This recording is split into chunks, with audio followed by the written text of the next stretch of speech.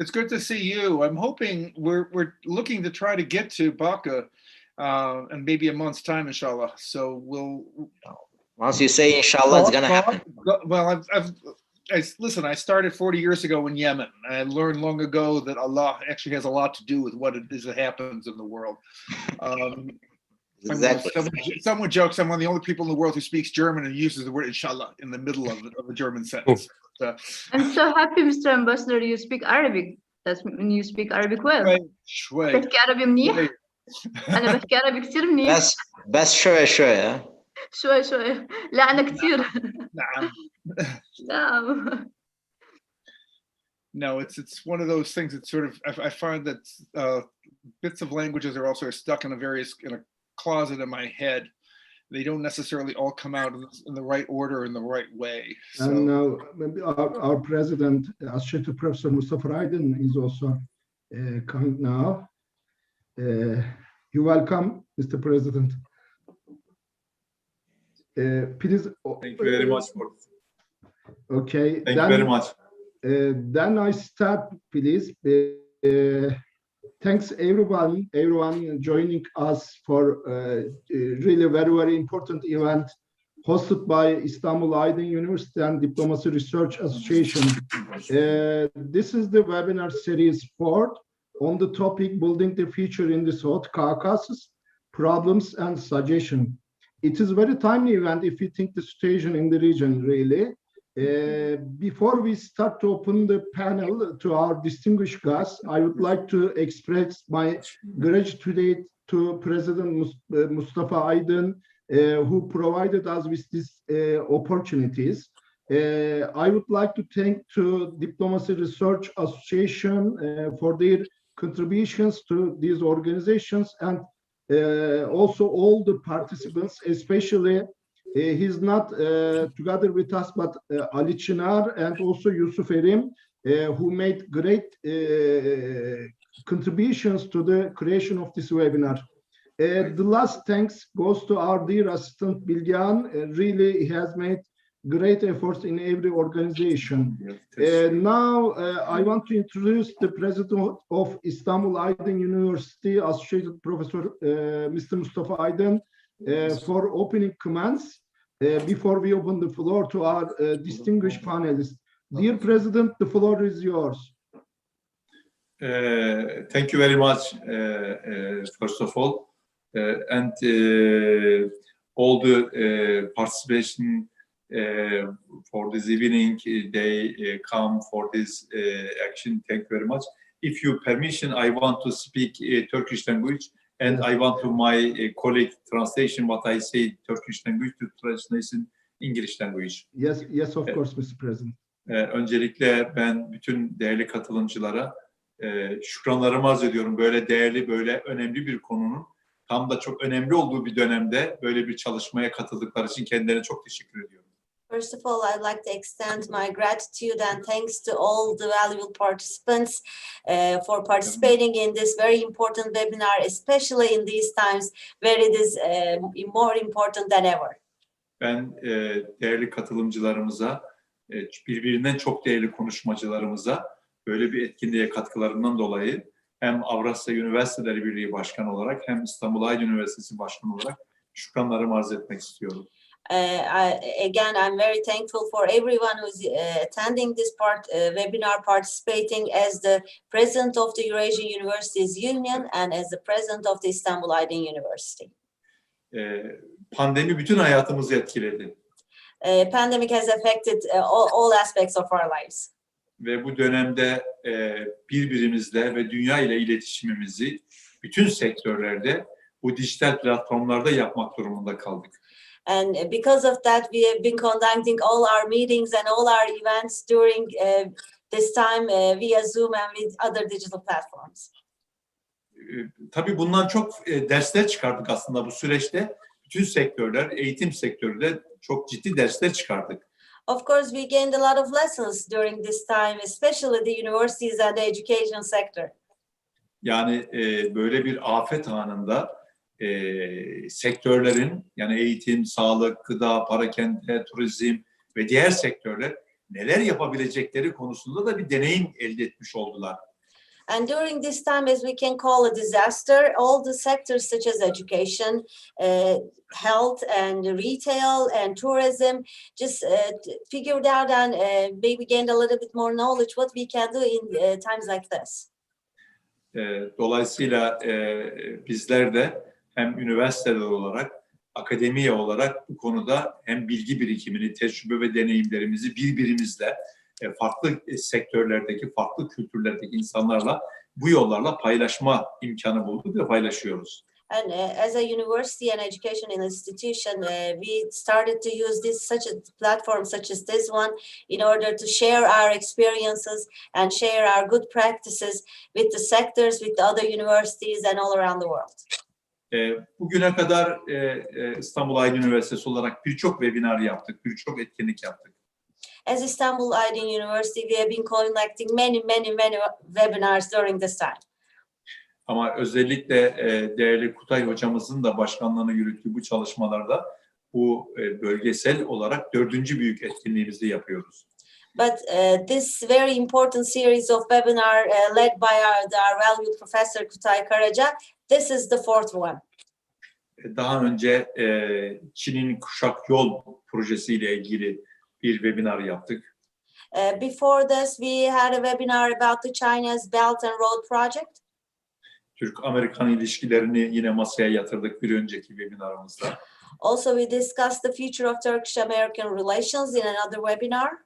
Bugün de yine çok güncel olan bir konuyu Güney Kafkasya'da geleceğin inşası ile sorunlarıyla alakalı ve çözüm öneriyle ilgili çok önemli, çok değer ve ışık tutacak bir webinarı yapıyoruz. And today we will discuss a very current issue with its experts, and it's the building the future in the South Caucasus, problems and solution proposals. Tabii siz değerli konuşmacıların, bu konunun uzmanlarına bu konuda bizlerin söyleyeceği çok fazla bir şey yoktur. Of course, when we have all wonderful experts in this area, we don't have much to say about it. Ama hep birlikte biliyoruz ki özellikle 2008 yılından sonra, ondan önce Soğuk Savaş sonrasından bugüne kadar Güney Kafkasya'da birçok taşlar, dengeler değişmiştir. But of course, we all know that after 2008 and during the Cold War era, there has been many times that the stones just fall apart in the South Caucasus area region. Aslında baktığımız zaman o bölgeyle coğrafi bir uzantısı olmamasına rağmen stratejik uzantısı olan, enerji uzantısı olan, ekonomik uzantısı olan ki dünyanın birçok büyük güçlü devletleri konuya enterese oluyorlar, konuyla yakinen ilgileniyorlar. Although they are not necessarily neighbors or related with the region, but because of the energy relations and because of the political and other relations, many countries all around the world are interested in this region as well. Bu konuyu daha önemli bir hale getiriyor. So this makes this topic much more important than also as well. Siz değerli konuşmacılarımızın bugün çok heyecanla bekliyoruz. Bu konuyla alakalı Güney Kafkasya'daki sorunlar ve çözüm önerileri, özellikle son günlerde diyeceğiz, son aylar demiyoruz, son yıllar demiyoruz, son günlerde meydana gelen gelişmeler üzerine meydana çıkan ve çıkmakta olan sorunların ve çözüm önerilerine sizlerin değerli görüşleriyle katkılarınızdan dolayı şimdiden hepinize şükranlarımı sunuyorum. Webinarımızın hayırlı olmasını diliyorum. Bütün arkadaşlarımıza sağlıklı günler diliyorum. Kutay hocamıza da bu çalışmalarından dolayı, ekibiyle beraber katkılarından dolayı çok özel teşekkürlerimi iletiyorum. İyi yayınlar ve iyi webinarlar diliyorum. İyi bir etkinlik olur inşallah. We are very excited to hear what you all valuable experts have to say about not even the last 3 months, not even the last couple of weeks, but in just the recent days, the developments have been changing rapidly. We are very excited what you have to say. We'll be following this webinar very closely. And we want to thank you once again. We want to thank Professor Kutay once again for organizing this webinar. And I wish you all a wonderful, healthy webinar and the future as well. Thank you so much for being with us today and have a wonderful discussion.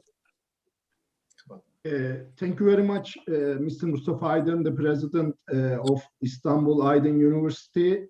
Today we have also another distinguished opening speaker, Mr. Fabio Grassi from the Sapienza University, who is a representative of the rector in the executive board of EURAS. Let me give some brief information about EURAS. EURAS is the union covering universities and other higher education institution within the Eurasian region, launched in 2008. The floor is yours, Mr. Grassi. Hope we organize the next webinar on Turkey-Italy relations. Maybe, you know, the last days, maybe it helps the politicians to be more polite to each other. Yeah, the floor is yours, Mr. Grassi. Thank you very much. Yes, EURAS is a fantastic network. I'm very happy and honored to be personally part of EURAS, to represent Roma Sapienza University in EURAS. You know, Roma Sapienza University is a joint state university, and we are extremely interested in scientific cultural relations with the Eurasian context. Let me inform that we have recently issued 3 new scientific reviews, and one of them is devoted to social sciences. I invite all of you to visit the section devoted to the Eurasian Journal of Social Sciences within the general website of EURAS, and to cooperate with this review. I am very happy and honored to take a little part in this webinar. I'm eager to listen to the opinions of the distinguished speakers. I am not the diplomat. I'm not political scientist. I am a historian. So naturally, my angle of view is historic. So I suppose that I will listen to very valuable, important remarks about the situation on the ground, which is obviously of frantic importance. But I do think that a permanent and healthy coexistence and peaceful cooperation, peace and harmony in Southern Caucasus requires a balanced historical approach. I think that in this wonderful region of the world, many communities have lived. Relations has been various, and above all, many communities have suffered. Especially our president Mustafa Aydin knows very well that I have published a book about the tragic extermination and forced exodus of the peoples of northern Western Caucasus, generally called Circassians, and also, for example, the Abkhazians were forced to leave, even though in a less bloody way in the course of 19th century. It is extremely important that all the people of the Caucasus are aware that all the people of the Caucasus have suffered very much, have been victims of policies of demographic surgery. And if all the peoples of the Caucasus are aware that all the peoples of the Caucasus have suffered, who knows, I hope, as a human being, not only as an historian, that a more peaceful approach becomes widespread in that region. We can realize a temporary solution on on the ground of diplomacy, of foreign policy, economy, and so on. But it is important that the next generations don't grow up with a feeling to have been the sole victims, and that all the others are only villains.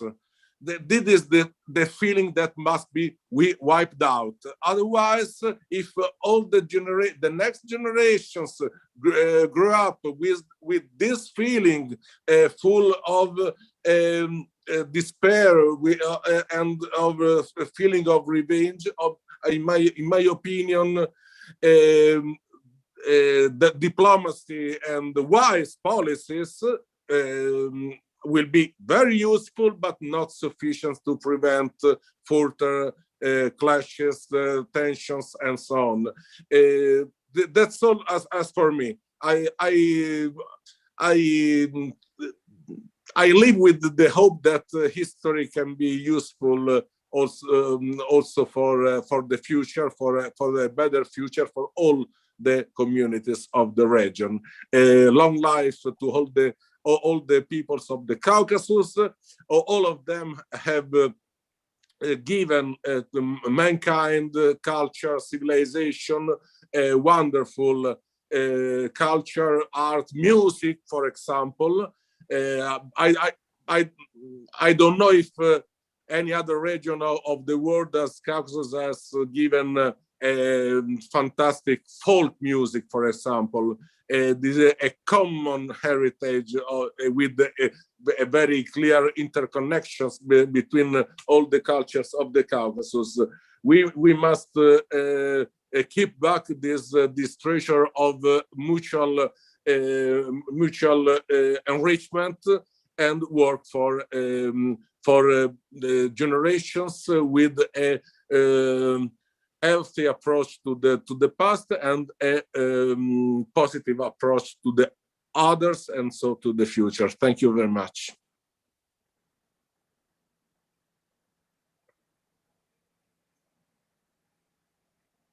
Your microphone, Kutay Hoca.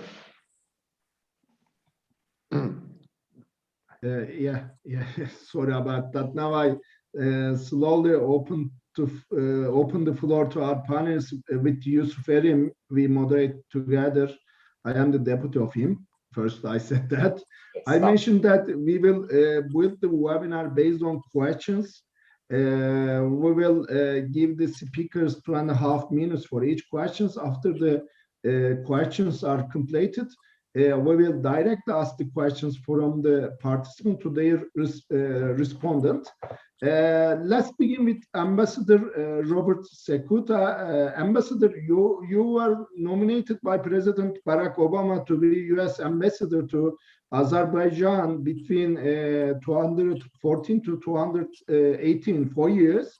The Azerbaijan-Armenia problem, which began with the collapse of the Soviet Union in the South Caucasus region, the problems that begin with Georgia also since 2008, and the structuring process with culminated in the 44-day war in the last stage. Will this process lead to a more stable political environment in South Caucasus, or will instability increase even more? Can you give a brief overview of the latest developments in this regard, please? Well, thank you very much, and thank you for including me in this conversation. You've asked a very hard question. I think I would actually, having also been a student of diplomatic history, go back to what Professor Grassi was just talking about, because I think it is the question of history is an important factor here, but it doesn't determine the future. What we've seen in the South Caucasus in recent years has been I think, demonization of different nationalities and different parties, some cases inadvertently. And I think it is very important to try to move beyond that. During my time as ambassador in Azerbaijan, which I was ambassador both during the period for President Trump as well as part of the period of President Trump as well as President Obama, we, the United States, looked very much at the security situation in the region. We looked at the economic and the energy aspects of the region, and we looked at the human rights angles in the region. And all three of those factors, I think, are, again, important. With President Biden, we're seeing a sort of return to the more traditional US balance of interests, which include security, include economics, and very much include the questions of human rights, good governance, anti-corruption. In the whole of the region, though, I think right now we're seeing changes. The conflict, the fighting, the war last year changed the geostrategic picture in the Caucasus significantly, and I think had a broader impact on the European geostrategic picture.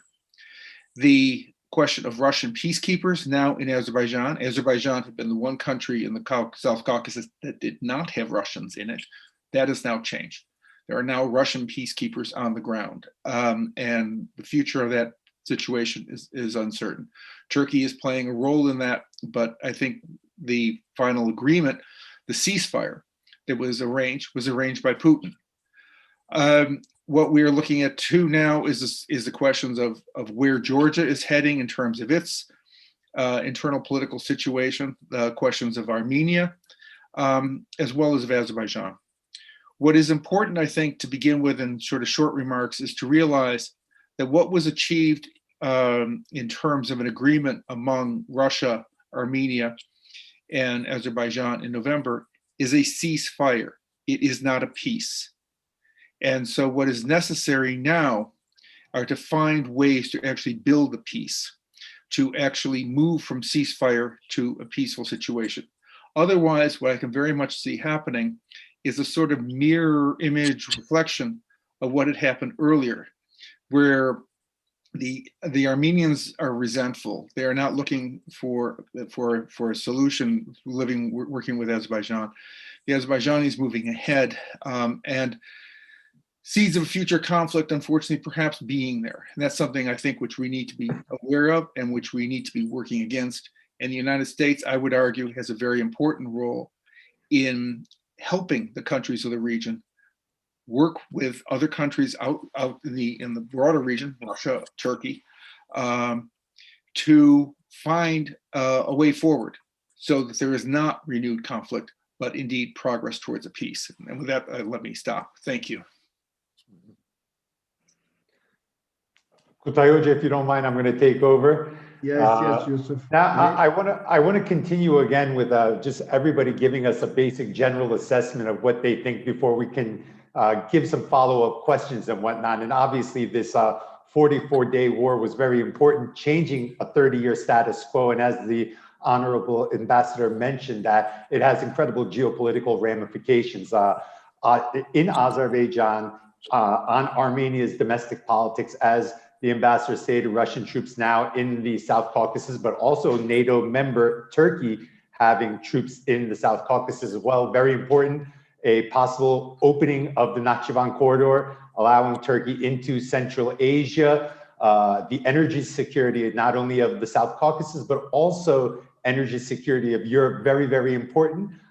China's Belt and Road, how is that going to be affected by what's going on in the South Caucasus as well? How this is impacting Russia, and looking at the developments currently in Ukraine as well. So we're seeing this geography being incredibly fluid. So I want to hear a general assessment of what's going on in the region from everyone's different point of view. Let's start with Elnur Aliyev. He's the CEO of Nizami Ganjavi International Center. After him, let's go to Mr. Richard Gogosian, Aygul Tagieva, and last but not least, Mithat Çelikpala. Obviously, when we're Turkish and we're home country, we're going to let our guests go first. So, Elnur Bey, the floor is all yours. We're ready to listen to your insight and your assessment on what's going on. Yes, thank you very much for the invitation, and it's my pleasure being part of these discussions. I think that for the first time in the long history of the region, we have opportunity to live in peace, in fact. And any cooperation that we're talking about now, Azerbaijan is open for cooperation, and Azerbaijan wants to have inclusive cooperation in the South Caucasian region. And the last 30 years, I think Azerbaijan has demonstrated that all cooperational projects, all projects in the region were bound to be include Azerbaijan, and whatever we have, I mean, those projects which have shaped the region, namely the pipeline projects, gas projects, oil projects, they have been result of the multilateral cooperation comprising Azerbaijan, Georgia, and Turkey. And any cooperation requires the law to be in place. This is the case for any national jurisdiction, and this is the case for any international cooperation. So I think that now we're at the first time since the collapse of the Soviet Union that when we can say that the law in place, namely international law now enacted in the region, so everybody back at the borders. And I think this is a good starting point. I think that we have to look at the future, and we have to understand that the only base, and that was the Azerbaijani position over the last 30 years, that only international law or abidance by international law can boost the regional cooperation and can make the region look better and can render the region more prosperous and benefiting the whole societies in the region. I think that now the ball is on Armenian side from Azerbaijani perspective. Now we are open for cooperation. We are, as I say, at the borders, at our own borders. We are fully recognizing Armenia as recognized within the UN. I think that, as I say, that the overall Azerbaijani perception at this moment, now the ball on Armenian side, and this is the unique opportunity when we are having the understanding and the cooperation from all major actors in the region, namely Russia, Turkey, and the two traditionally cooperative and traditionally friendly nations, which are Georgia and Azerbaijan. And now I think it's a chance for Armenia to be part of the bigger picture when everybody cooperate and everybody benefit from each other. And I think that this is the only way we can get the region into the future. That much. Thank you very much for the beginning. Thank you, Mr. Aliyev. Mr. Grogosyan, the floor is yours. Thank you very much. It's a pleasure also to follow my friend Elnur in terms of looking forward, building a more resilient, durable stability in the post-war situation. But I'm concerned. I'm concerned about a lingering state of war. And the lingering state of war is tending to fuel a dangerous risk of renewed fighting. And for me, the urgent, pressing priority is a complete full return of all prisoners of war and civilian non-combatants from Azerbaijani captivity. Once we exchange the prisoners, we can then move on beyond what is a lingering emotional state of war. What we also see, however, is a need for climate change. And what I'm talking about is to address the toxic environment, the demonization of the other.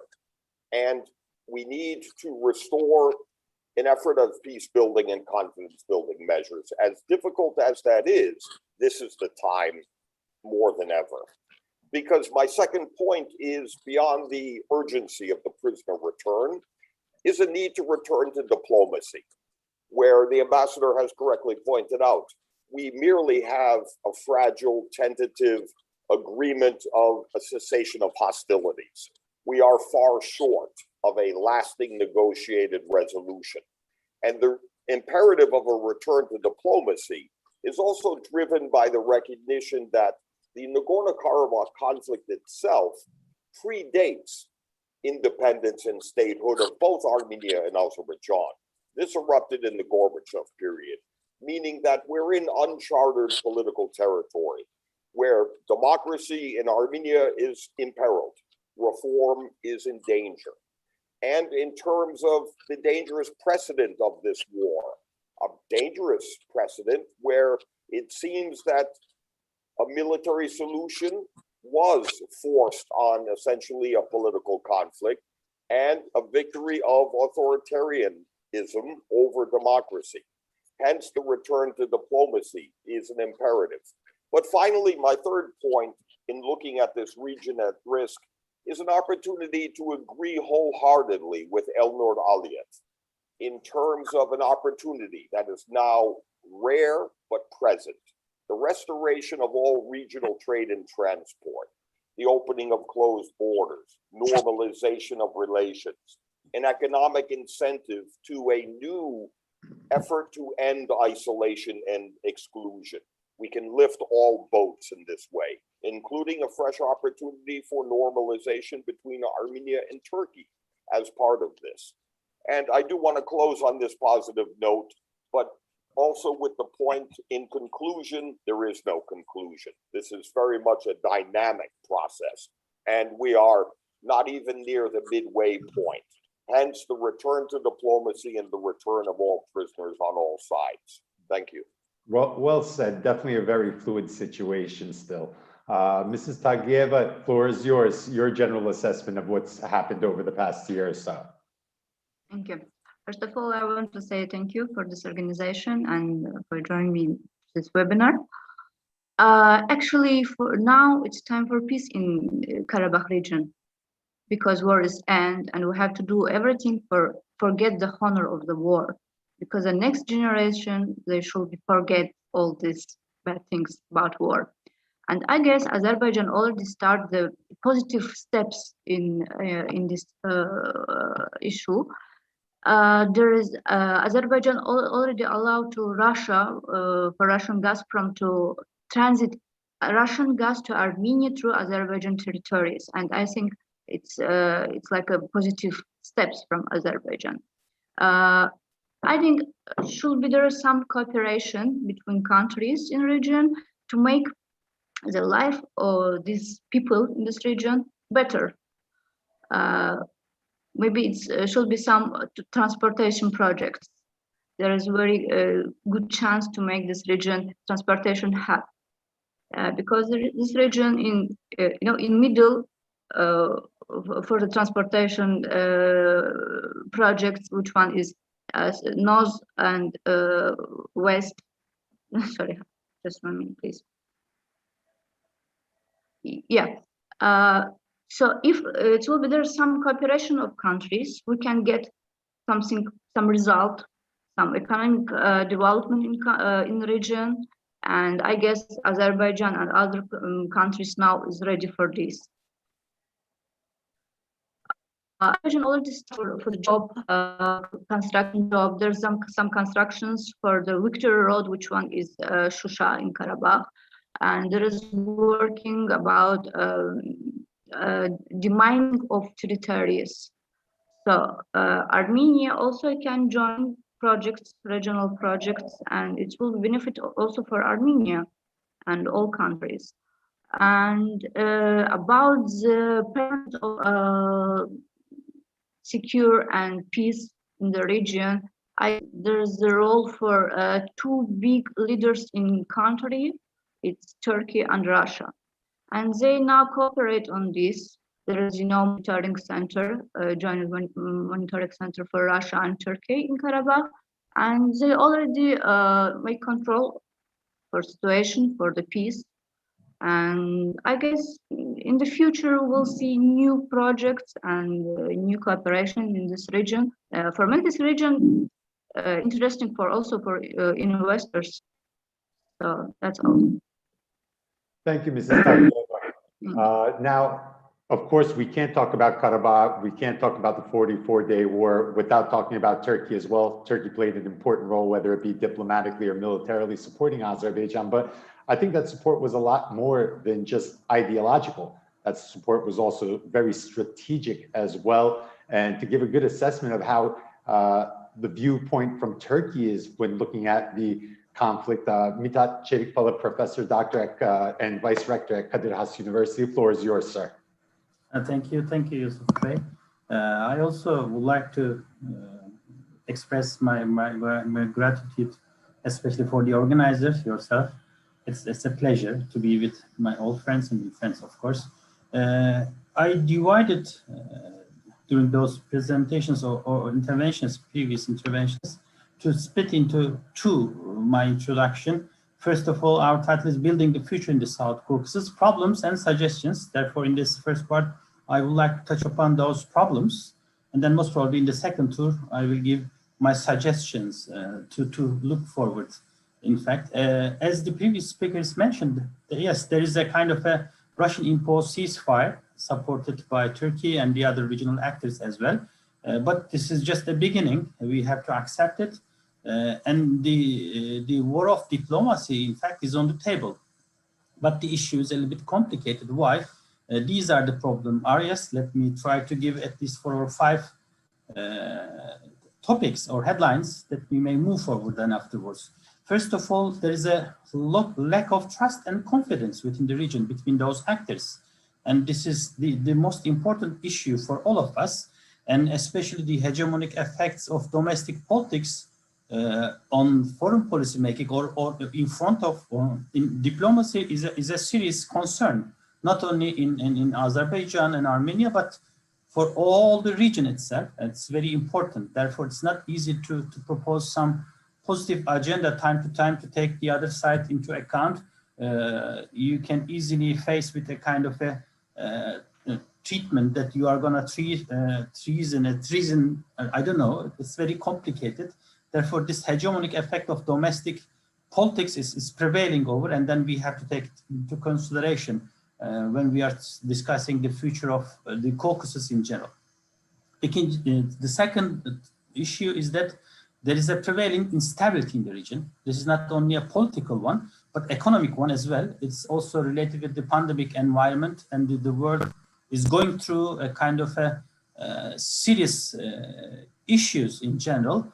And then the region is not a kind of a isolated region from all those developments. Therefore, we have to think this issue as well. This is very unstable, and this instability is most probably going to continue in front of us. The third one is there is a lack of internal mechanisms or structures to propose peace and stability within the region. This is the reason why we are searching for some external actors. For the moment, those external actors in court, because both actors are not the external, they are domestic actors as well, Turkey and Russia, and partly we may mention Iran, but Iran is out of question or issue in those days. Therefore, the parties, this lack of regional, or let me say domestic in terms of regional politics, a lack of confidence and the lack of mechanisms between those parties necessitates some external actors. This is also a problem for the region. And the fourth one is, of course, is a suggestion, maybe a way to resolve those issues in the region, but it's another problematic area is the fragility of Turkish-Russian relations. It contributed up to that point in the resolution of all those issues, but Turkish-Russian relations is a very complicated relationship. It has some direct contacts, not only in the Caucasus, but in the East Med, in the Middle East, and currently we are just observing what's happening in the Black Sea region between Ukraine and, of course, Russia. This has some direct effects, and it seems that Turkey and Russia have a potential or capacity to discuss many issues, and there are lack of a kind of a necessary mechanisms to resolve all those issues. And then that makes everything a little bit complicated. Therefore, the future of Turkish-Russian relations is very important from this perspective. And the fifth and last for this tour is, of course, Turkey's relations with US and EU. This is another limitation because, Turkey is a NATO member country and most of the time regarded as a Western actor in the Caucasus. And Turkey contributed positively for the resolution of all those issues and represented Western actors or Western partners in the Caucasus. Now we have many issues beyond the Caucasus in Turkey and EU and the US. Therefore, Turkish US and Turkish EU relations are another area of problem for the region. But most probably I am going to give this title as a prospect for the resolution of all those issues in the second term as well, from another angle. Therefore, Yusuf Bey, let me stop here. And I think these are the main bullet points from my side for the problems aspect. Thank you, Professor Çelikbala. Now, I know Professor Karaca is very excited to ask more questions, but I'm going to ask one last question. Hand it over to him. Firstly, really thanks everybody because of this brief and clear answers. Now I want to turn to Ambassador Sekut that asked the questions. It seems that the developments in the region will be affected by the U.S.-Russian relationships. So, and also we know the Biden's administration rigid policies toward Russia. This is caused Russia to get rigider in the region. And also maybe you can add something on what could be the effects of Ukraine and Georgia's NATO membership, because Mr. Blinken also mentioned this position. Yeah, please, Ambassador. Thank you. I'm going to start by saying I am not speaking for the U.S. administration. I'm a former official, so yes, of course. As an American who has some awareness of what we're doing here, you've hit on a very important point. I think in some ways we look at this conflict, say between Azerbaijan and Armenia, or let's also remember what's going on in Georgia regarding the Russian troops in Abkhazia and South Ossetia, as local conflicts, as part of these protracted conflicts, which are in the post-Soviet space. These are conflicts within Europe. These are conflicts which undermine the integrity of Europe. These are conflicts which undermine that vision which we have had in the United States for a long time, many in Europe, I think most in Europe have, of a Europe whole, free, and at peace. And that language kind of got out of favor for a bit. But the point here is that you can't have a stable, peaceful, prosperous Europe when pieces of it are in trouble, when pieces of it are in conflict. And that's something which I think we lose track of sometimes. We start focusing too much on the piece, the small tile, the small area, and not the broader picture. As far as the Biden administration is concerned, it is really developing its policies right now. But you've seen, I think certainly what was announced the other day regarding sanctions on Russia, that President Biden is in line with what most of the members of our Congress see, which is a need to confront Russian misbehavior. And that's a factor in this. But when we come back to the Caucasus on that front, and I also want to actually, again, as you noted, what Secretary Blinken talked about regarding Ukraine and what's, the troop buildup on the borders of the Donbass. These are things which are causing concern in Washington. Our position has been that countries should be able to determine their own futures. We do not agree with the concept of spheres of influence or special spheres of influence or special areas of influence, whatever you want to call them. It's very 19th century. We're in the 21st. It's time to put those ideas behind us. But what I think, coming back here to the South Caucasus and how this is fitting that broader picture, the United States should be looking at ways to engage positively, not necessarily on its own, working with others, to help build a climate of peace and build the foundations for that climate. It's going to take a while. It's not going to be easy, as we were just saying. But I think what is important to be looking at right now are how we can be, how we can be cooperating, but recognizing that there may be some powers, and I use that term, which is, I guess, kind of 19th century, but there may be some powers who may not be necessarily working it that way, who may be looking at these conflicts as avenues for advancing their own interests. We need to be thinking differently. We need to be thinking in ways that can promote stability. As others have already said, the potential for increased prosperity is huge with the kind of increased connectivity. Looking that way, looking forward that way. And I think as far as the Biden administration is concerned, it's taking a broader picture, it's taking a look at a broader picture regarding U.S.-Russian relations, broader picture of U.S.-Chinese relations. Obviously, Turkey is a very important player and there's a lot of work that needs to be done on that relationship. And I think then we will be seeing how issues like those that are very much on the radar screen in the Caucasus play into that broader picture, and how we should be working to build that ideal, which we've had for decades, of indeed a peaceful, prosperous Europe, which includes this region. With that, I better stop. Thanks.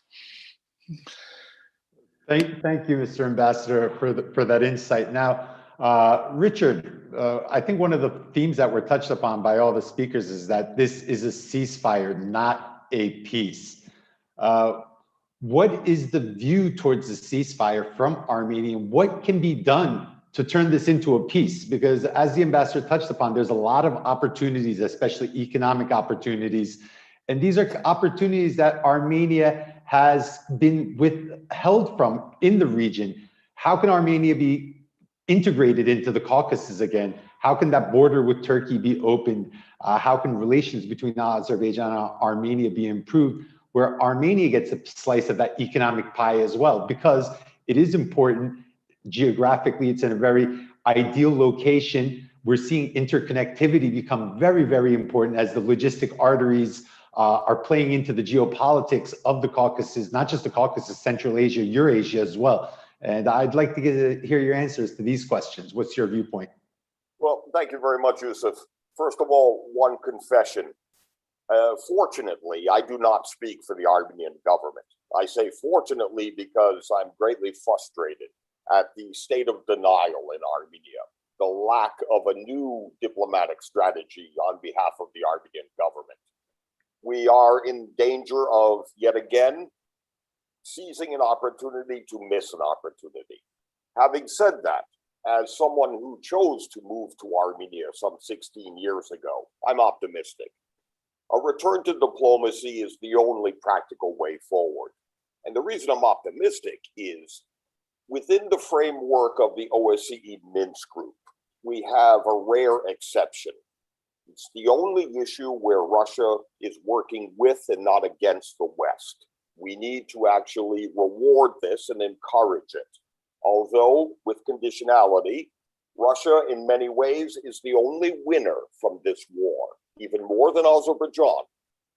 This conflict was the only such conflict without a Russian military presence for many years. And ironically, Armenia and Azerbaijan were in agreement for many years against Russian peacekeepers. However, the unilateral deployment of Russian peacekeepers, the imposition, the forced imposition of the Russian ceasefire agreement meant we had little choice but to accept. The net result for Armenia is not just a loss militarily, but we are very much a prisoner of the Russian orbit and a renewed danger of the risk and danger from an overdependence on Russia.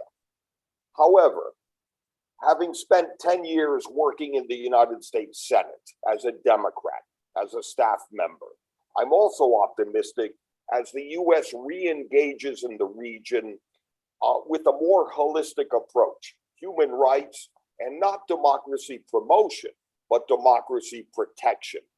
This is a turn for change and a time for progress as the European Union has a vacuum to engage and the US re-engages. In this way, a return to diplomacy is the only way forward. Having said that, I'm further optimistic because I do think Russia is in a position of weakness more than strength in the South Caucasus. It is becoming dangerously overextended. And the precarious position of both the Azerbaijani leadership in between Turkey and Russia is matched by a precarious position and vulnerability of the Russian peacekeeping force in Nagorno-Karabakh. It's only a question of time before they become more of a target. And I do think this conflict also has a local dimension which necessitates a local solution. We need to return to diplomacy among ourselves in the region itself, and no longer exclusively in Moscow, Sochi, or St. Petersburg. Mm-hmm. Thank you, Rich. Elnur, now one of the things that both Rich and Ambassador Chektuka talked about, both increasing the sovereignty of these countries, whether it be Azerbaijan, whether it be Armenia, or the broader post-Soviet sphere. Now that the 44 days are over, what's next for Azerbaijan? What's the next 1 or 2 years looking like? We're already seeing Azerbaijani President Ilham Aliyev start very quick investments into the Karabakh region, making it more interconnected, connecting it closer to Azerbaijan, rebuilding Shusha. This seems to be very important. But how is Azerbaijan going to make that ceasefire a permanent peace? And what is its political foreign policy trajectory going forward? What's important for Azerbaijan the next 44 days? I think that from Azerbaijani perspective, the war is over. Because Azerbaijani troops, Azerbaijani border control are on the properly recognized international border. So from Azerbaijan perspective, there is no issue of the war anymore. And I was a bit surprised when Mr. Grigoryan referred to the military solution, but excuse me, I never heard that any Armenian experts were referring to the military solution over the last 30 years. In Azerbaijan was imposed the military solution, and Azerbaijan was saying that there is no military solution to the conflict. And now, when the international law is restored, and it was restored by force, unfortunately, and now we are hearing about some revenge. What type of revenge? Again, violate international law? This is the only way war can start in the region again, only by violating international law. And secondly, regarding the Russian peacekeeping forces, this is a sovereign territory of Azerbaijan, and the presence of the Russian troops there is the sole decision of the Azerbaijani government. But at the same time, we have to mention that there is a substantial and influential Russian military presence in Armenia, and it's not peacekeeping; it's a proper military base. So this should be put also into the balance when we're talking about the peace in the region. For Azerbaijan, as I said, and what we have discovered once liberated our lands, that these lands were totally devastated.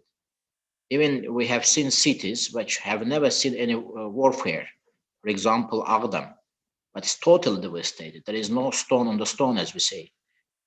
And this shows, in fact, the attitude of those who are occupying the territories. In fact, they never felt that this is their territories, and that's why there was no restoration effort. No restoration efforts. And on the contrary, since the first day we have liberated even each individual land or the region, Azerbaijan started the rehabilitation or rebuilding efforts. Definitely, Shusha is the critical for us. It's a cultural cradle of Azerbaijan. It's and the president of Azerbaijan declared it cultural capital. Definitely, we have started from Shusha, but when we're talking about the confidence building measures, Armenian side has provided no maps of the minefields. And again, when we're talking about Karabakh, please always bear in mind that we have liberated more than Karabakh. I mean that occupied territories which are much bigger than Karabakh. And Armenia has never done any effort, which we are talking about now, in terms of the diplomacy trying to solve the issue. And Azerbaijan has been always open to the diplomatic solution. Even today, we are trying to solve all disagreement in the field or in the region through the diplomatic ways, because we believe this is the only sustainable way. When it comes to the future, I think that the Azerbaijani strategy is very straightforward, clear. We are rebuilding our territories, but definitely this shall be preceded by the serious demining exercise. And unfortunately, we have casualties on both sides. Even Armenian soldiers or the Armenian population are suffering from the mines. Definitely Azerbaijan is suffering. But step by step, our strategy is to demine the territories, to build the normal life, to bring the culture, because if you look at this lands, this is totally deserted lands. There is no even any trace of the culture. So even we have a separate program or strategy of bringing the culture to the territories.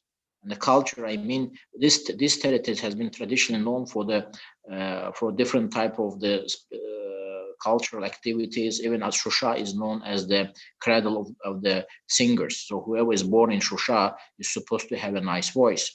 So we are bringing all this step by step, and I think that the most important in this exercise, we are showing who are the real owners of this land, and we are bringing the proper owners back to this land. And this is, and I think that from Azerbaijani perspective, there is no any reason for war unless there is an attempt to violate international law. But in any case, we have shown, and we have been saying over the last 30 years, please don't believe that there is a military solution. And when at the end of the day, we just were forced to believe that this is up to us to enforce the peace, and we have enforced the peace. And now we have to, again, from Azerbaijani perspective, Armenia shall change the ways it's looking at the region.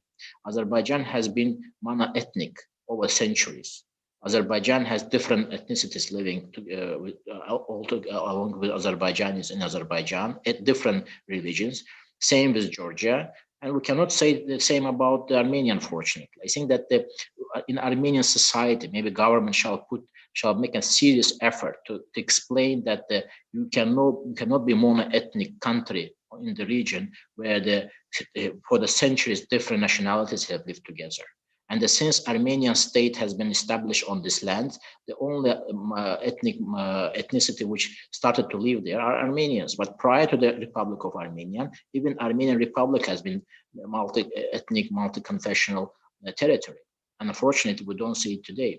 So I think that here is not about what, definitely there is a huge play or huge part of the game shall be played by the different big actors, stakeholders. But at the end of the day, and I agree with this, with Mr. Grigoryan, that this depends on us, how we look ourselves, what is the attitude to how we approach our region.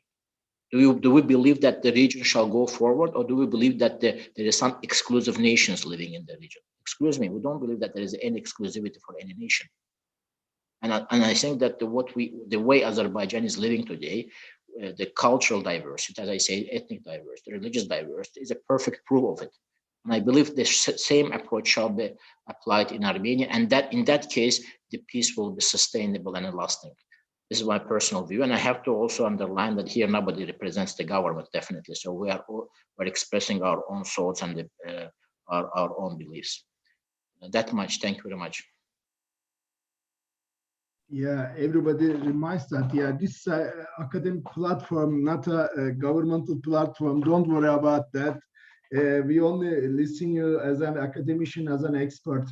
Now I can turn to Aygül, because I know she searches on energy and economy. What should be highlighted to ensure peace and reconciliation in the region? Could energy or economic cooperation be beneficial and enough for you? Yes, actually, I think it's the economic situation there is, it's now in Karabakh very bad because it's after a war situation, and we have to, there's too much construction works actually. But Azerbaijan already started for the many works. For example, there is the railway project between Goradiz and Aghband. It's more than 100 kilometers like this. Already we start this project, Azerbaijan started this project. And after this, we have Azerbaijan planning to construct 3 airports, international airports in Karabakh. So this will make the region interesting for the investors, and it's maybe in the future, maybe Karabakh can become like a hub, transportation hub in the region. So all these projects, this benefit will be not only for Azerbaijan, Armenia, and Georgia, also for all regional countries, for Turkey, for Russia. So about this, Russia and Turkey, they will benefit from this, like in cooperation in region. Why? Because the turnover now between these two countries, like $25 billion in a year. So after these projects, maybe it will be like increase and maybe even double, because always the regional projects, it's benefit for all countries. So there is also other project. It's Zangezur corridor. Azerbaijan want to work in this destination, and always where is the economic projects, there is the secure and safe. Why? Because even in the peace agreement, which one make in November, there's mentioned that the secure and safe this Zangezur corridor will be provided by Russian federal security. So I guess we have to forget what happened in war. We have to start a new page, and we have to think about the people in this region, not about the territory, the war. These things actually, all this is end already. So we have to think about the future, about our children. So only the one way for this to live in peace, in secure, and to make economical projects. That's all. Thank you, Mrs. Tagieva. Professor Çelikpala, now I always like to talk about the future, not the past. And the future right now, after the 44 days war, is seeming bright for Turkey. Turkey, after Azerbaijan, a country that seems to have gained influence in the region, cemented its relationship with Azerbaijan. We're seeing Turkey very active as well in the Central Asian region as well. The Turkic Council, very active. We just saw a summit about 3 weeks ago. President Erdogan, President Aliyev, along with the presidents from Uzbekistan, Kyrgyzstan, Kazakhstan, and Hungary as well. So we're seeing Turkey very, very fluid, very active in the region, Central Asia, Azerbaijan, right now playing a role in Ukraine as well. An uneasy relationship currently with Russia, at times a strategic partner, at times a national security threat.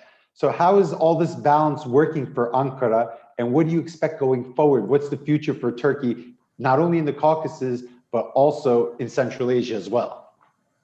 Sure, of course. And this is a perspective, and Turkey has always been in those areas as a constructive actor, a Western actor, in cooperation with its partners. And now we have an addition, a kind of a more balanced, more friendly relationship between Turkey and Russia. This is a contribution of Turkey, in fact, to those regions. But of course, it is very closely related with the Russian attitude as well. This is the reason why the issue is much broader and much more complicated than Turkey's perspective towards Turkey's unilateral perspective towards the region. And this is the fact that why we have in our hand is the Caucasus priority for Turkey, in fact, to reach out all those regions, because there are many issues that we have to take into account to move forward. But from this point, for the suggestions and positive prospects or possibilities for Turkey is, of course, starts with the Caucasus, because Turkey has already established a kind of a link in the Caucasus based on trilateral cooperation last more than a decade, in fact. And Turkey, Georgia, and Azerbaijan has already established a network there. What we are lacking was Armenia in the region. Therefore, there is a prospect for all of us to have Armenia in this equation as a constructive actor. This is the reason why we are in need of some kind of a new dialogue mechanisms between Armenia and Azerbaijan, between Turkey and Armenia, including all those regional actors. This is very important. And this is the only way that to have a kind of an actual resolution of the conflict, not only this conflict, but the other conflicts within the region as well. And this is a prospect, and that makes Turkey an actor in those regions. And those projects, mentioned projects, Zangezur or other kind of railways or pipeline projects or roadways, highways, they are all projects and potential projects within the region. And they may contribute not only those three countries in the region, but Armenia as well. But of course, it is not easy now to have those negotiations and to normalize those relations between actors, this is very complicated place to start. And I think what is important is both Baku and Yerevan decided is essential to have a kind of a full normalization of relations, diplomatic relations, open borders, and so on and so forth, to implement those projects with the participation of most probably other regional actors, including Russia and Iran as well, and to attract China, to attract European Union as a partner in all those issues. Then afterwards, most probably, we may have more resilient and more sustainable peace in the Caucasus. And this is a starting point, as you mentioned, and Turkey is going to play a very active role. But initially, again, I would like to turn that if both Azerbaijan and Armenia decide that that is a strategic goal that they want, and then Turkey may play a role, a facilitator role within the region, with the participation of other actors. I think it is possible to start negotiations with this Turkish facilitation, with the support of other actors.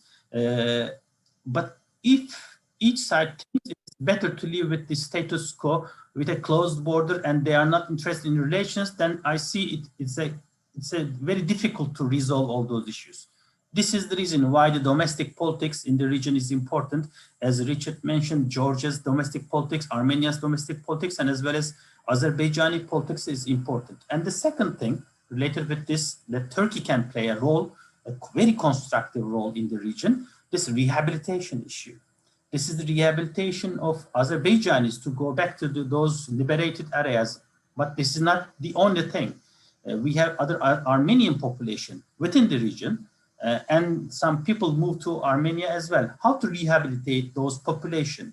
Turkey may play a role in this rehabilitation and reconstruction or restructuring of all those areas. And this is very important. And we are discussing in Turkey the same issue for Syria as well. Therefore, Turkey's projection towards all those neighboring regions are very important. And the constructive role that's a potential for Turkey is a must to normalize all those regions and relations. And then afterwards, we may easily speak about the sustainable and survivability of all those kind of relations within the regions. And we already have a set network in this issue. And the most important thing is that we are in April, and the 24th, 25th is very coming. This Turkish-Armenian relations, there's a window of opportunity for new normalization. But I don't know, we have to spend some time on those issues. And we are in need of US and the EU constructive approach towards all those regions. Then most probably the current Turkish-Russian relations may have some ways and means. Just last point, maybe Elnur mentioned as well, and Richard touched upon it. Turkey was there. Turkey has always been there. But this time, Turkey was there on the Caucasus field as a kind of a in code peacekeepers as well, to balance or to check the Russians. This was a new phenomenon as well. There is a Russian threat perception. We are questioning whether Russians are going to leave the region or to stay there for a long while. But for the first time, there's a kind of a balancer. And if Turkey reminds its role as a NATO member country after what's happening in the Black Sea region and Ukraine, and if Turkey's NATO allied countries understands the Turkey's situation and to create a fertile ground to negotiate and find some ways and means to resolve those issues, most probably we may have much more constructive Turkey in all those regions and much more constructive and active Western allies within the region as well. Then most probably Azerbaijanis feel themselves much more comfortable, Armenians feel themselves much more comfortable, and most probably if Georgia normalizes under current circumstances, then we may have much more normalized and balanced Caucasus as a part of Europe, as the ambassador mentioned earlier. But this is a must. Without active Turkish participation, I don't see a prospect. Then the end result most probably will be a catastrophic thing that is a closed region, much more authoritarian, and then getting worse and worse day by day. It's non-acceptable for all of us. But I see a prospect for Turkey, and I'm very prioritizing and seeing very active and important role for Turkey in all those regions. Thank you, Professor Çelikpala. Ambassador, now, as a member of the press, I see what my Western counterparts are writing, and when we look at the view of Turkey from the West, we hear, is Turkey turning east? Is it straying from the fold? How does America view the relationship between Turkey and Russia, especially in the South Caucasus, what's going on there, how they're engaging with each other? Does it view this diplomatic engagement as proactive or counterproductive? And also, how does the United States right now view its relationship with Turkey regarding the South Caucasus as well, maybe even broadening it out? I know this is kind of a big picture question here, and I might be exceeding the bounds a little of the seminar right now, but I think it's important while we have you here. Does the United States view Turkey as still in the fold, or has Turkey strayed away from the reservation in the big picture, not just the Caucasus, maybe Central Asia, maybe in the MENA region as well? The unfortunate, probably the short answer is it's complicated. Reality is Turkey is a NATO ally. We value Turkey as a NATO ally. We really want Turkey as a NATO ally. We want a good relationship with Turkey. It has been difficult in the past couple of years. Certainly the purchase of the S-400s is a very big bone in the throat of the alliance and has complicated things terribly. Syria is another complication. Syria in itself isn't the subject of one seminar, probably subject of a week. But we have to remember the importance Turkey plays in Europe, the importance Turkey plays in the Middle East. Turkey is exceedingly important strategically in terms of being on the Black Sea, the Straits, and the Mediterranean. There are a number of different issues sort of bubbling in US-Turkish relations. And I think America, the United States, would like a good, solid, strong relationship with Turkey. The problem, I think, is sometimes we don't read each other well.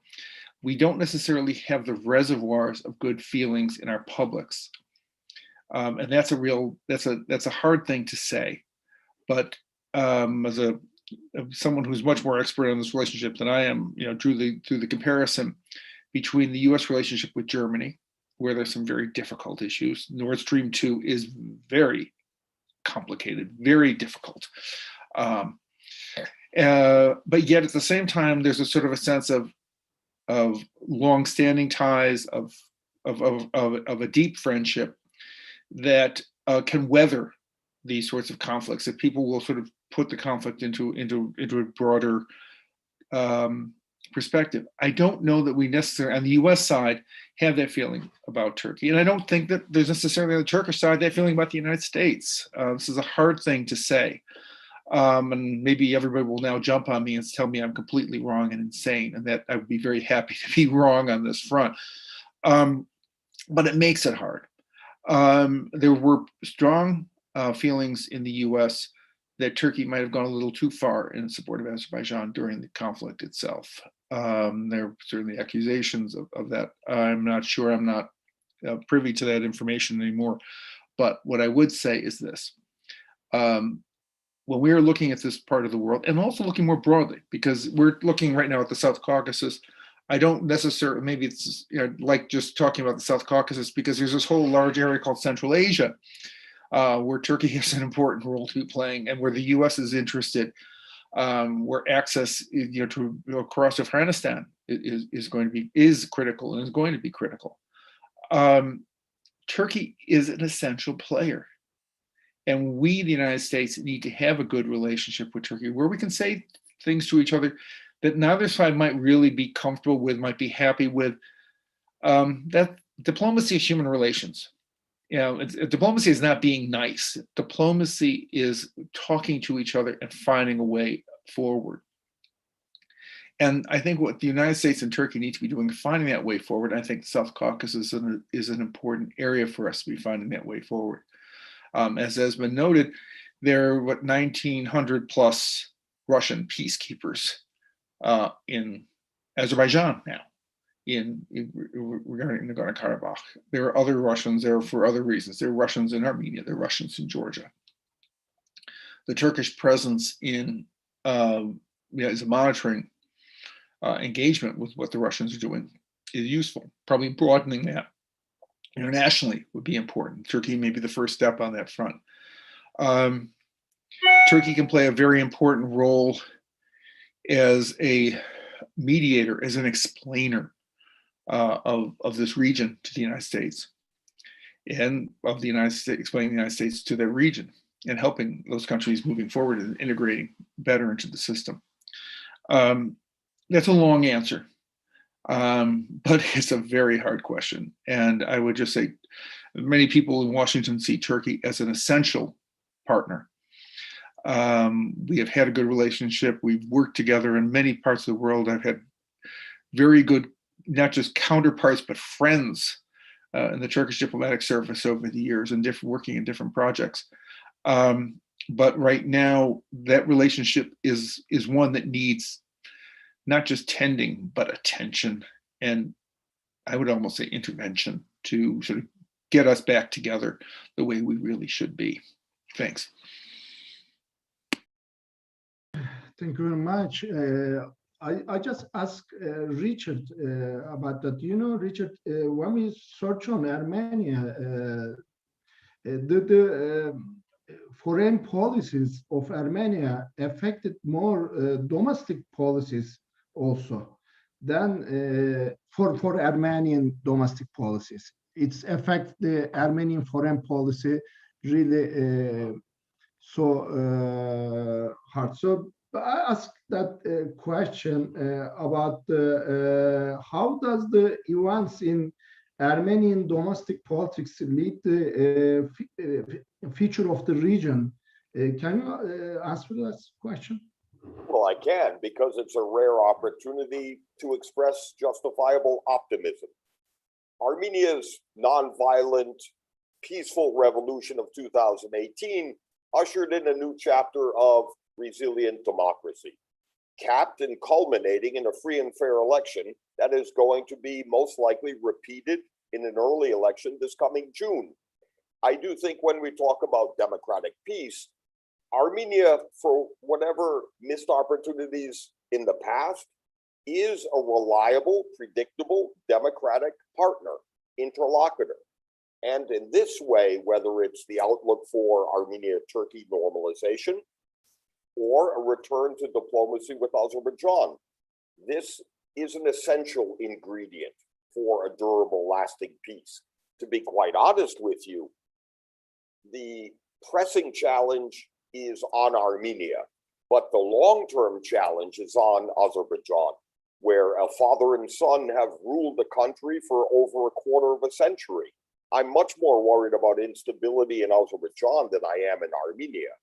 But nevertheless, we've turned the page and we are able to return to diplomacy, and it's up to us to make this an opportunity not to be missed.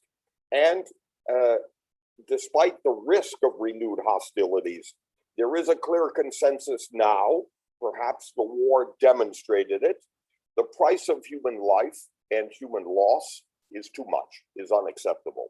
There is no reliable avenue or appetite for revenge from any quarter or any side. Having said that, this is a challenge and a burden on us in civil society in Armenia, on the Azerbaijani counterparts, the Turkish friends and counterparts. We need to actually double down in efforts of dialogue over demonization. And this is not a celebration of violence and war. This is why we need to climb back down. This is not a time for opening museums celebrating military victory and loss of life. The question to Elnur about that, Elnur, if there is a constant peace between Armenia and Azerbaijan, how this affect Azerbaijan foreign policy then? Can you say something on? Again, I think that we have to understand that Azerbaijan society or Azerbaijani people has been traditionally living together with Armenians. And once this hostilities or the liberation campaign has finished, Azerbaijani president also openly declared that we are ready and will be happy to live with the Armenian people as we used to do over the years. And still we have, even over the last 30 years, we still have around many Armenians living in Azerbaijan, maybe around 30,000 people. In terms of the foreign policy, I think that it will affect it in terms of the economic cooperation. It will add a new dimension to multilateral cooperation in the region. It will definitely maybe, if we today, for example, if the Azerbaijani only counterpart in the South Caucasian region is Georgia, so by adding Armenia, I think it will be more balanced in terms of the foreign policy. It will have shortest route to Turkey. It was also emphasized here a couple of times. We'll get the shortest route to Nakhchivan and further down to the Turkey. It will definitely make it more even stronger in terms of its relationship maybe with Russia. If we have better relationship with Armenia, definitely it will only add up to our strengths or to the foreign policy, specifically to Russia, even to Iran as well. I think getting the better relationship with Armenia and Armenian getting better relation to Azerbaijan will only strengthen it as our foreign policy. And our reliance on any specific single actor will be less. This is how I can say it. Also, I think that getting better relationship with Armenia or having the proper neighboring relationship with Armenia will also unleash the potential of some regional organizations, because we are cooperating, we are members of the couple of the regional corporations. We are enjoying simultaneous membership, but there was always reservation when it was coming to Armenia cooperating with Azerbaijan or Azerbaijan cooperating with Armenia, which was due to the known fact that the lands were occupied. So I think that at the next stage, we'll get better regional cooperation. We'll get optimal regional cooperation. We will also give a boost to some regional organizations which are already active in the region. For example, one of them are headquartered in Istanbul, which is the Black Sea Economic Cooperation. And there is a lot of, even if we take that Black Sea Economic Cooperation organization, there are a lot of multilateral agreements which have been signed but has been inactive, mostly due to at least in our region, mostly due to the existence of the conflict. I think that once we get better relationship with Armenia, I think that the huge cooperation potential will be unleashed in the region. And as I said, it will be, even multilateral cooperation will be much more effective. And we will have, if both Armenia and Azerbaijan will reduce its reliance or even dependence on some bilateral, let's say, cooperation frameworks. This is what we can say. But again, I would like to stress and underline, even the society-wise, we are ready to cooperate. We are ready to live in peace. We are ready to live it together because we have experienced this already. We have this in our history. And we are very much optimistic about the future, because our only reservation when it was coming to cooperating with Armenia was the liberation of our lands. So once these lands are liberated, we don't have anything against Armenian people. This should be very clear. We're running a little low on time, and there's still a lot of questions I want to ask. And before I go to Aygül, I also have a question for Elnur as well. Actually, two questions, but if we can get quick answers. The first question is, during the military parade in Baku, Turkish President Recep Tayyip Erdogan read a poem. At the end of the poem, the Iranians were very, very unhappy with that poem. touching upon southern Azerbaijan, which would be northern Iran right now in today's borders. What is the view of Azerbaijan towards its population that lives on Iranian soil? What type of policies does it have regarding that? That's one. And two, what type of relationship does Azerbaijan have with NATO, and what type of relationship does Azerbaijan expect to have with NATO going forward? I know that's two big questions for you, but I really want to hear you answer these two questions.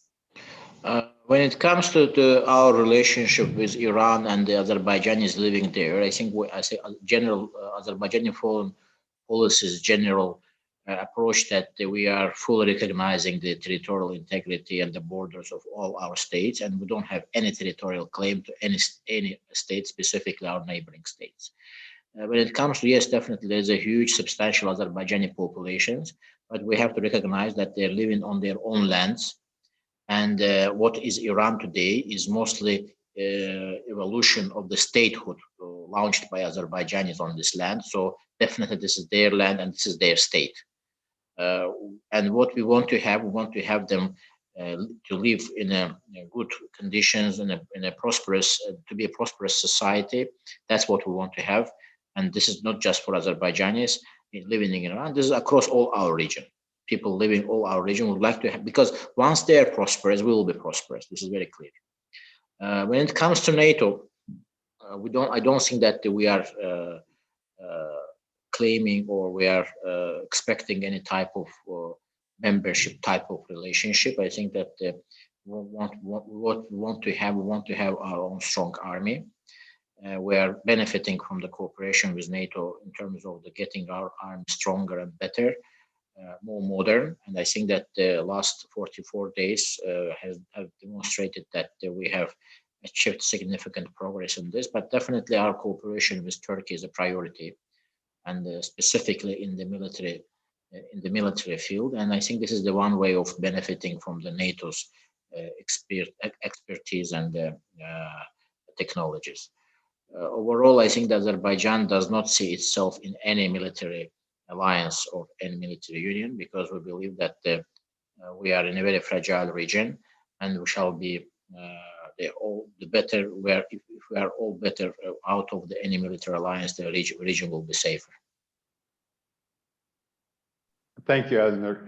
I got one question for you too. In previous Karabakh conflicts, even though Russia's position is generally to recognize Karabakh as part of Azerbaijan, we've always seen Russia a little closer to the Armenian side, militarily supporting them, whether it be overt or covert supporting them. But in this last Karabakh war, we saw Russia a little more hesitant. How has Azerbaijan diplomatically reached out to Russia to be able to decrease the support they give for Armenia? And what type of relationship will Azerbaijan have with Russia going forward after Karabakh? Actually, even before, Russia always wanted a diplomatic solution for Karabakh. Like Azerbaijan and all countries like Turkey, all of us, we need a diplomatic solution. But when it starts some attacks from Armenia to Azerbaijan land, so some problems in the war to Azerbaijan Azerbaijan just start with the war. That time, maybe Russia understand there is no any other way, and like this. So I want to add some things to Mr. Elnur just now. He told about the experience Azerbaijani and Armenian people to live together. Actually, this experience now, even now, it's still, because in Azerbaijan right now there is thousands Armenian people. They living with us in friendly, and we know they are Armenian, natural Armenian, and we don't have any problem with them. Even my friend mother, she's Armenian. I go to her home and eat with her, and we're really friendly. We don't have any problems. So there is really thousands Armenian in Azerbaijan till now, and we don't have any problems. They're insecure and safe. But the question, there's no even one single Azerbaijanian still live in Armenia. Why? Well, that's the point. Maybe Mr. Richard can answer to this question. Floor is yours, Richard. Well, unfortunately, we've had a population exchange from the 90s, it's true, and I also deeply regret the lack of an Azerbaijani presence. Having said that, I've been to Baku. I do not see any evidence of a sizable Armenian population living in Azerbaijan beyond some sporadic exceptions. And I do think the atmosphere within Azerbaijan in the past several years has been rather toxic, where from the Safanov case in Budapest, the beheading of an Armenian officer, to the insecurity of Armenians regarding Azerbaijan has been part of the problem. But this is a discussion, not a debate. I do think there is tremendous opportunity for moving forward. And actually, the starting point is not zero, it's negative. And I do think all sides need to refrain from hate speech and the atmosphere, which is a race to the bottom. I do think, however, we can leverage the synergy that has been achieved on a level of civil society to actually begin to coordinate, collaborate, and communicate. Dialogue is the only way forward. Mithat, we're not just talking about Azerbaijan and Armenia here. We're talking about the South Caucasus. And if we look at the Black Sea as the southern border of the South Caucasus, and we look at what's going on right now between Russia and Ukraine, what's Turkey's view of the security situation in the northern Black Sea, the annexation of Crimea? I think the annexation of Crimea did go under the radar a lot in the West. I don't think many in the West understand how strategic Crimea is to the Black Sea and how it just geographically, it gives you that vantage point over the whole Black Sea. Now, how is Turkey looking at what's happening in the Black Sea region? We know that last Saturday, Volodymyr Zelensky was in Istanbul, met with Turkish President Recep Tayyip Erdogan. The day before Zelensky came, the night before he came, Vladimir Putin called Erdogan. So very, very interesting to see the Ukrainian president, as this tension's increasing with Russia, he didn't go to Washington, he didn't go to Brussels, he came to Ankara, to Erdogan. Yes, this was a scheduled visit, but he could have canceled it. He came to Ankara. Putin called Erdogan. So Turkey, a very important actor in the security architecture right now of the Black Sea region as well. How do you view what's going on right now in that area, in the Black Sea? Yeah, the Black Sea, in fact, including the Caucasus, but not only the Caucasus, the northern part of the Black Sea region, and of course, western part of all those, the Black Sea regions are very hard, at the heart of the European and the global security. And Turkey is very aware of this fact. And Turkey's traditional policy in the Black Sea region, as you know, and all the partners know, is regional ownership. And this regional ownership scheme served for a long while, just after the collapse of the Soviet Union. But after Russian aggression, we have to accept it since 2008, but we may go back a little bit earlier than that, around 2004, 2005, it was a serious concern. And Turkey managed to balance the region for the sake of regional security by taking this regional ownership scheme as a priority.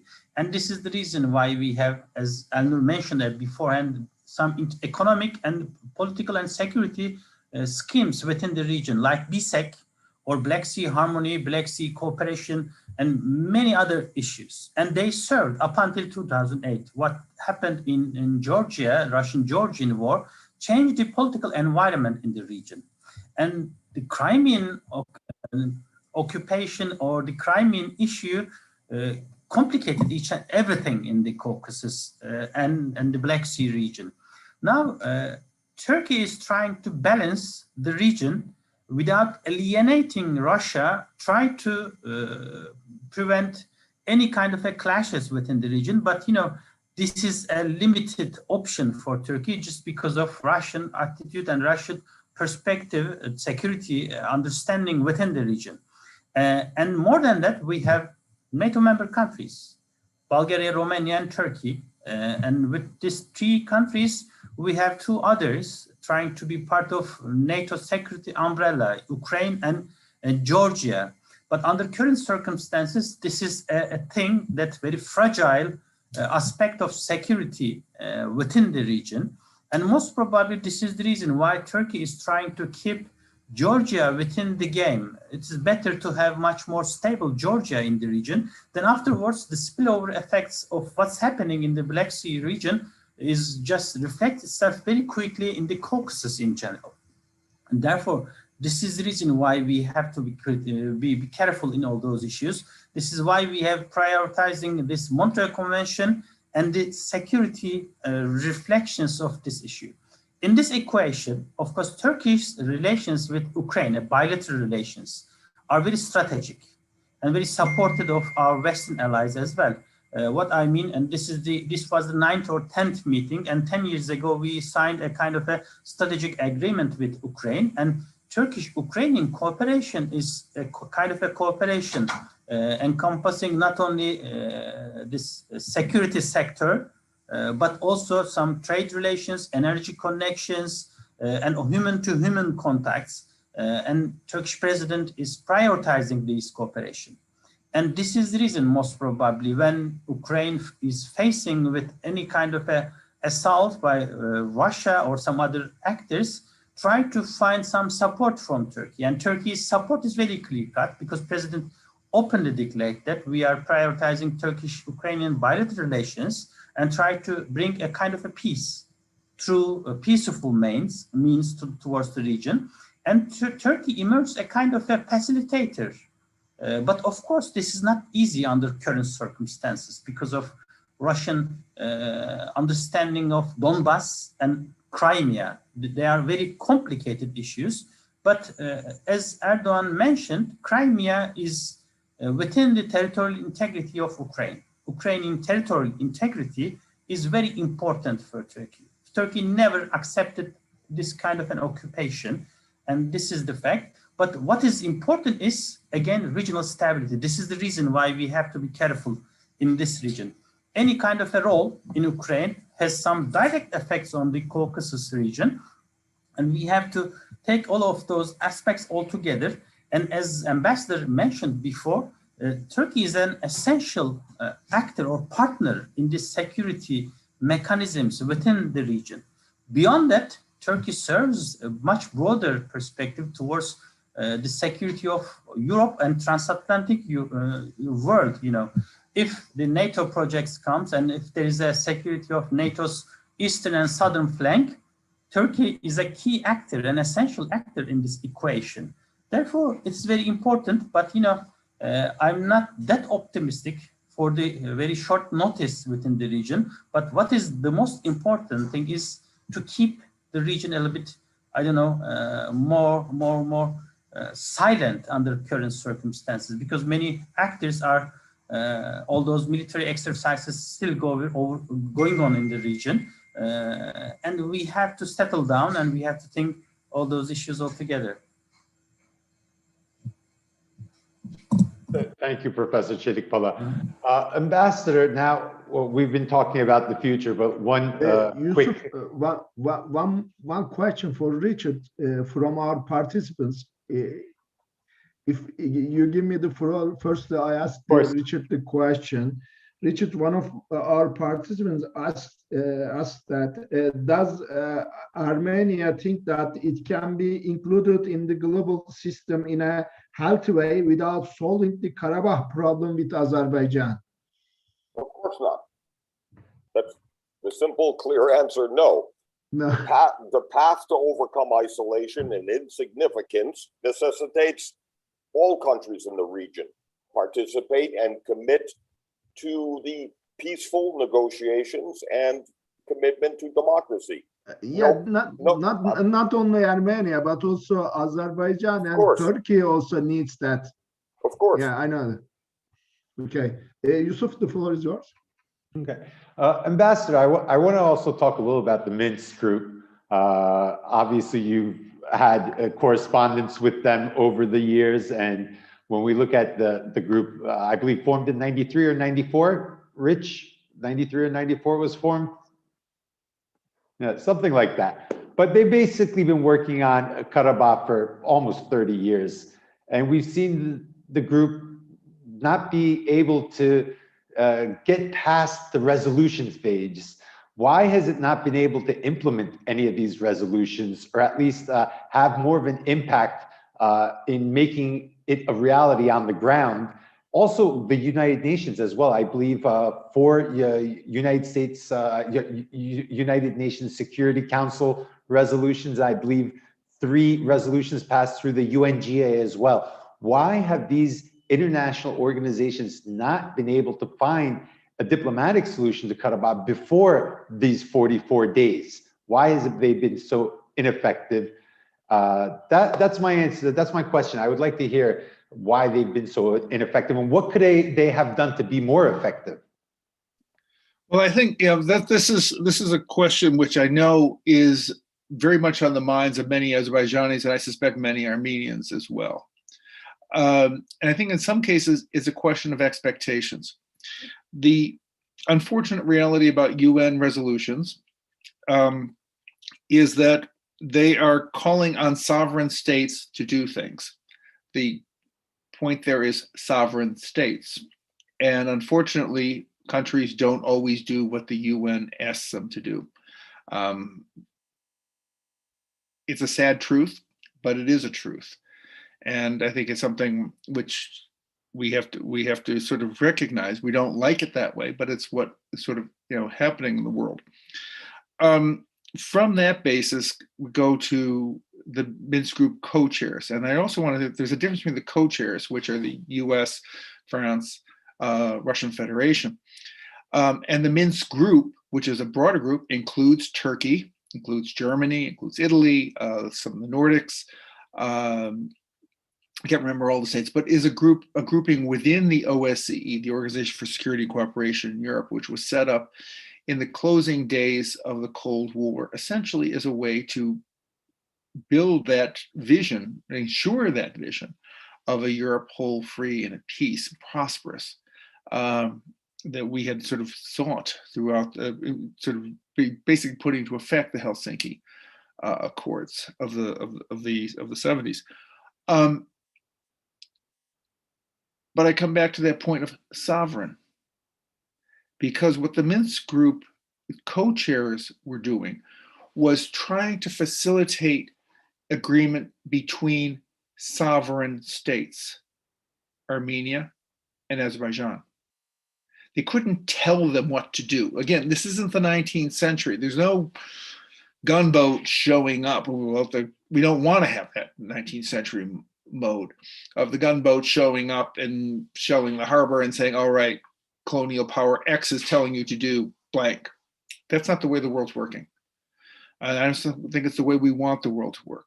But what the Minsk Group tried to do was find areas for Armenia and Azerbaijan to move forward. And unfortunately, they were able to bring about meetings between the two leaders, meetings between the foreign ministers.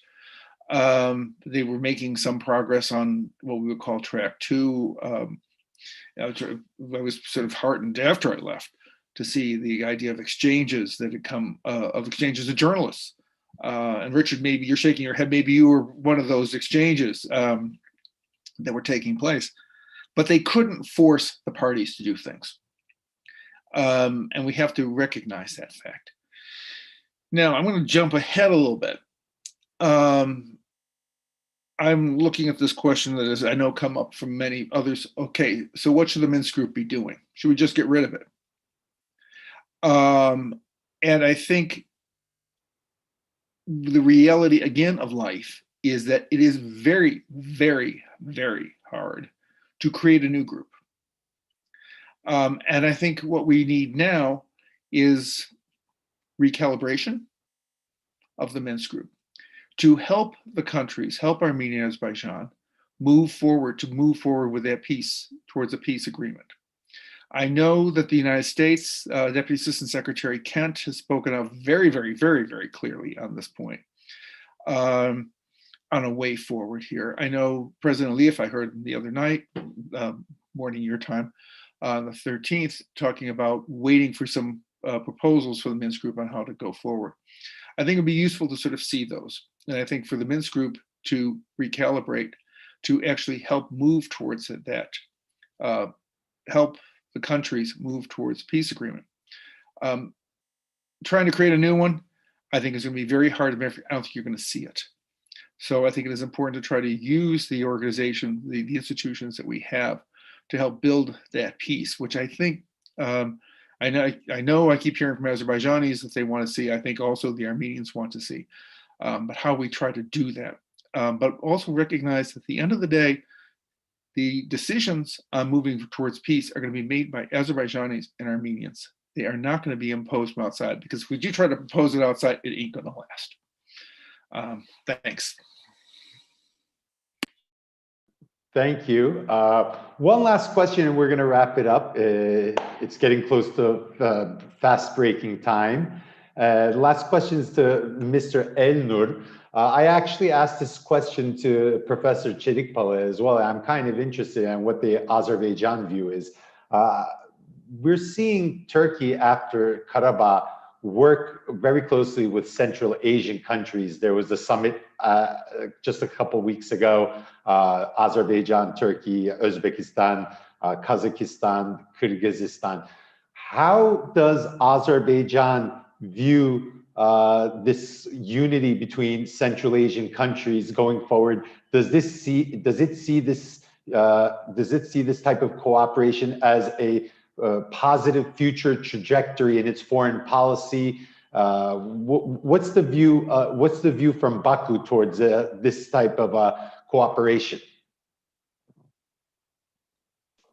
Thank you very much, Yusuf. If I would like just to have some comments on the Minsk group, why it was unsuccessful. I think the Minsk group was unsuccessful because they didn't want to be successful. You know, we had 4 UN Security Council resolutions, Ambassador, and if you are a member of the UN, you agree that the UN Security Council is mandatory. His decisions is mandatory and obligatory on you.